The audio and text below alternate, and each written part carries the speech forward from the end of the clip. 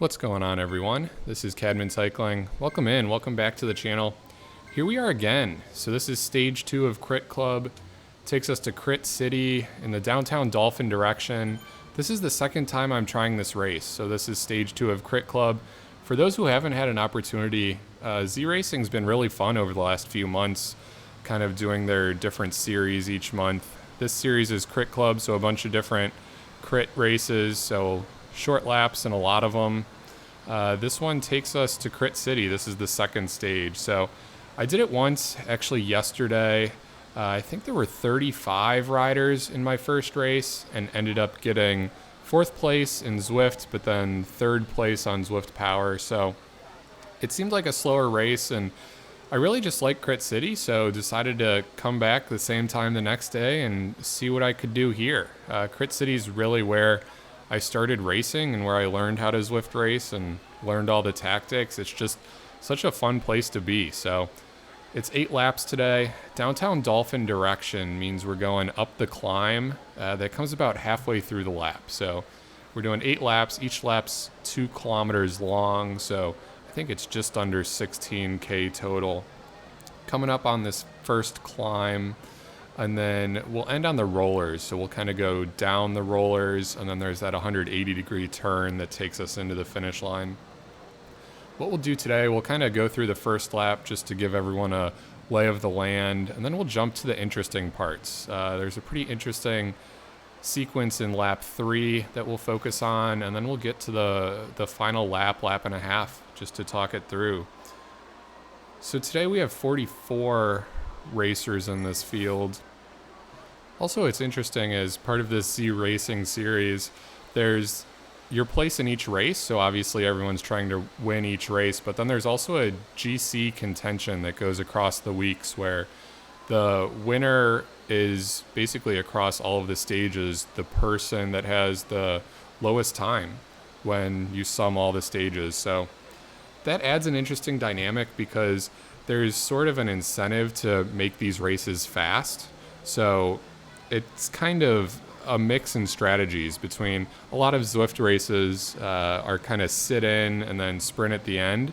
I think Pack Dynamics 4 has really tried to change that, made them a bit more realistic, and helps breakaways stick or have a better opportunity of sticking.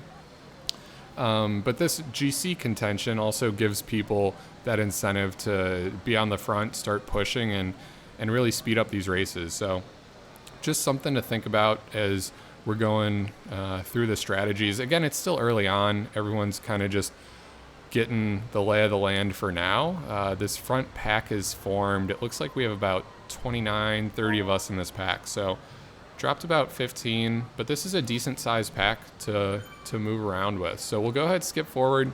This is where the fun kind of starts. So just move forward about a lap, just starting lap 3.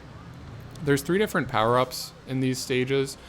Feather, Draft, and Ghost. I think the Ghost is really the least popular of those 3, but I got it here on lap 3. Again, I'm kind of in the back of my head trying to think of ways that I want to pick up the speed of this field. Again, early on, but the first 2 laps have been kind of slow, so I decided to use that Ghost, kind of go off the front at this false flat area. I think this is a really good place to make a break in these Zwift races. It comes before the climb. A lot of people are ready to push on the climb, so it can be hard to get a break started there, but that's kind of an area where it's just the start of a new lap, so everyone's kind of relaxing, but it's also a little bit uphill, so the speed of the pack slows down. I decided to see what I could do, so I went ahead, used that Ghost, went off the front. I'm building a bit of a lead here, so I was feeling good, decided to push it. This group's now 4 seconds behind. I'm coming into the climb. Again, just kind of trying to find a pace that I think I can hold, but I'm here at 400 watts, and obviously that's not something I can hold the entire race. So kind of just pushing it and seeing what happens. I think the goal really is to A, speed up the race, but then B, if I can get a group of 3 or 4 to bridge across and join me, that's really my ideal finish. I want to avoid a huge pack sprint finish as much as I can. And if I can get just, like I said, 5 or 6 riders in a breakaway, That's ideal for me. I actually, I was in a Crit City race a week or two ago where something like that happened. I was able to push the pace. There was a breakaway formed of, I think, 6 riders, and I was able to get the win from it. I think that was in the bell lap direction, though, the opposite way. So kind of trying to do something similar here. The gap's up to 7-8 seconds. No one's really bridging, and I don't really blame them. They kind of realize I'm just a single rider out on the front, and it's only lap 3, so we still have 10 kilometers of racing, kind of out in no man's land of I wanted to push the pace, but kind of hurt myself by using that ghost, actually. If I kind of just pushed off the front and was able to get 2 or 3 riders to join me, that could have been successful, but because I used the ghost and gained a gap, no one was really able to jump across, and that ended up kind of burning me. That here I kind of realize I don't know exactly what I'm doing or what I can do from that position. It's definitely not a time where I can just solo away the rest of the race. There's just too long left. So I decided to kind of shut it down. This group's now to 3 seconds. I'm going to let them catch me. I have a draft van as well, so I'll make sure that I can jump in with this group. Kind of a waste of energy. Maybe it sped up the race a little bit. Again, it just felt like it was a slow race, so tried to do something to switch it up, but without really thinking through the strategy. So luckily I did it early on, so now kind of my strategy shifted in this race to, okay, I'm going to sit in and I'm going to recover as much as I can now until the finish, because I kind of just fried my legs. I got the heart rate up there. Again, 179 isn't crazy high for me though, so the heart rate was kind of being friendly this race and staying low, but I need to recover from that effort and see if I can get some legs back for the finish. So we'll go ahead and skip forward, and this is lap 7, so the packs pretty much stayed together. There really wasn't a whole lot of stuff going on. We're coming up here to start the final lap. I'm really hoping to get a good power-up. Again, kind of what I get for the finishing power-up will kind of dictate what my strategy is. But like I said, not a whole lot of moves. The race stayed pretty slow, which was nice for me because that actually meant I got time to recover. Something about the Downtown Dolphin direction is each time around you're going up that hill, so people always push up the hill.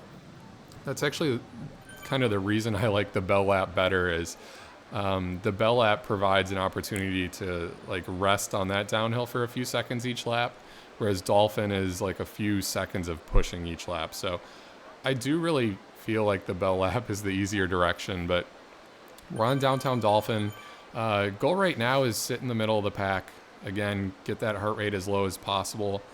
I'm looking at that graph on the bottom, and aside from the red, which is the pushes up the climbs each lap, I'm seeing a lot of blue, a lot of green, so that's good. That's what's let me get this heart rate down and try to get the legs as fresh as possible. I was keeping a close eye on, I use Sauce for Zwift, and they have like that W bal that basically tells you where your energy is at, and I was deep in the red on lap 3, so I was just trying to slowly but surely get that up throughout the race to the point that I felt like I was decently recovered going into this. So here we go. We hit the last climb. People always push hard up here, so a lot of feathers being used. If you're doing this race, if you're getting dropped and you need to use the feather, I think that's fine to use it on the climb, but really, ideally, you want to keep the power up till the finishing sprint. I actually made that mistake in my first race yesterday at Crit City. I had the draft. I have the draft again here for the last lap, but on the initial version, I was kind of worried about getting dropped at the top of that climb, and I hit the draft without really thinking about it. So kind of misused the power up. Made sure to do better here. I'm exactly where I want to be. So getting into crunch time, half a kilometer left. I hit the draft. Again, that power up now lasts, I think, 10 seconds longer, so I hit it a little earlier, still trying to get the timing right. Some people starting to go off the front. Again, right where I want to be, time to start pushing it. Put the power down, stand up, and the draft van's perfect here. I'm kind of coming through the group, make this 180-degree turn, and at this point I'm just giving it everything I have. I'm able to push in first, but there's a lot of people chasing me, but I'm able to keep it. So I got past there like 10 meters after the line, but I was able to get the first across the line, and I was definitely pretty excited about that. You can see me on the left-hand side there. This one felt good. I mean, it's just so much fun to race at Crit City. Again, this is where I learned how to race, and it's still my favorite course. So after I kind of misused a power-up and mistimed a sprint yesterday, I wanted to immediately jump back and kind of just getting addicted to Zwift racing again. So joined today and had a little bit more success. So guys, really enjoyed it. Thanks for hanging in there. I hope you guys are enjoying this Zwift racing series if you're doing it. And yeah, maybe I'll see you out there. So guys, thanks for watching. And until the next time, this is Cadman Cycling. I'll catch you then. Bye.